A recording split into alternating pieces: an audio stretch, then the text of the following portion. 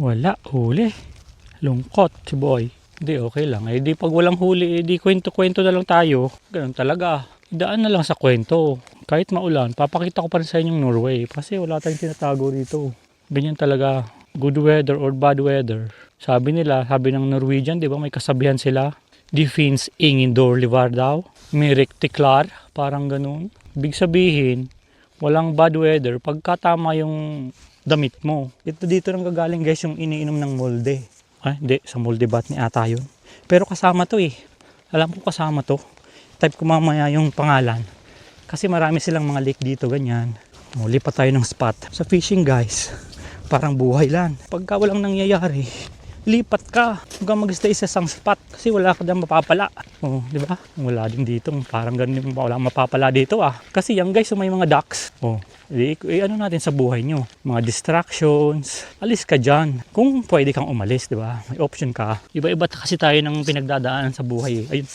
Drama na siya oh. Alis na ako dito. Drama na eh. Hanggang madali mo yung tagumpay. Pero yung tagumpay eh, mayroon man tatagumpay sa Pilipinas. Kaya lang medyo yung sistema guys sa Pilipinas sablay no. Grabe. Minsan parang ayaw ko na manood ng balita eh dahil sa mga alam mo yun, korupsyon. Oh, naging political na yung vlog. Kaya hindi ko rin masisi yung iba lumalabas talaga ng kumbaga umaalis ng ibang bansa. Kasi guys sa totoo lang dito sa Norway, although hindi naman siya perpektong bansa, pero may mga advantages compare sa Pinas. 'Di ba? Yung mataas yung tax dito, guys. Oo. Yung weather hindi gaya sa atin. Pero ang maganda rito, guys, kapag may trabaho ka, hindi ka yayaman masyado, hindi ka rin maghihirap. 'Yun yung maganda.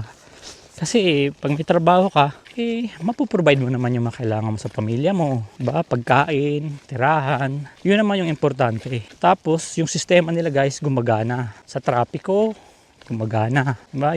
Kasi dito guys, sa pedestrian lane, hindi mo kailangan matakot, hindi mo kailangan makipagpatente. Kaya minsan nakikita mo yung Pinoy, diba? Alam mong Pinoy.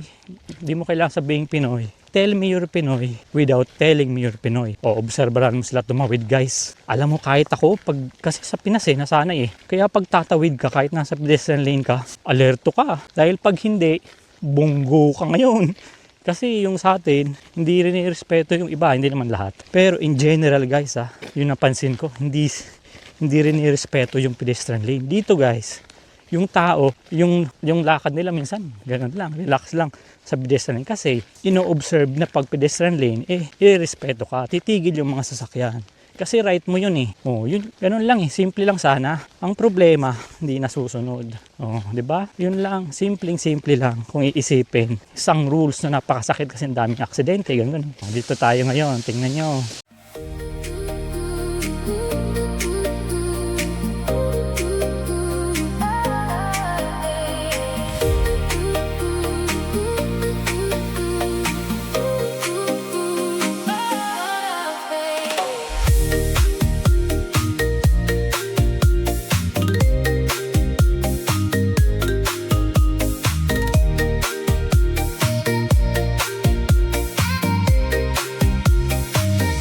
Guys, may nagbabike sila, tinan mo. Kasi hindi sila stay sa bahay, di ba? May mga nagbabike kahit umuulan, solid no. Ganun sila guys, yung mga lumaki dito, karamihan sa weather. Wala silang pake. Kasama na yan ng nila, lifestyle. Kasi dito ka na i-embrace mo na lang yung weather. Doon lang tayo, dyan lang tayo sa Mahita. So follow nyo ako lagi ako mag-upload ng mga videos na ganito.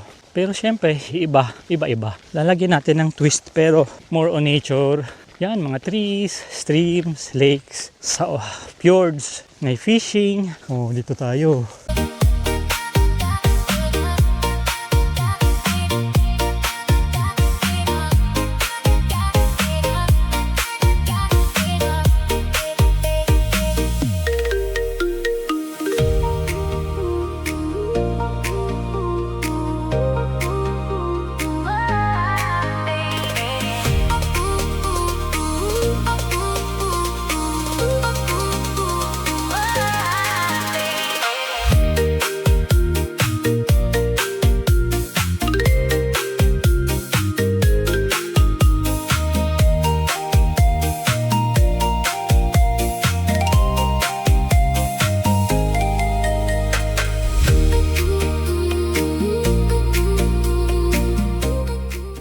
Guys, pwede ka dito pwede ka diyang mag bonfire o kaya lang umuulan eh. Pwede ka mag-grill, ayan. Ayan, mid-vice hooken pala. Ayan, may upuan dito. Diba? O, pumunta tayo dito. Ito tayo ngayon magkwentuhan, diba? Ayan. Habang may utsik or view. Utsik guys is view sa Norwegian. Kaya yung mga nanonood ko sa Pinas, gusto matuto ng Norsk, subscribe kayo or Norwegian. Konti lang, syempre. Mga pahapyaw lang.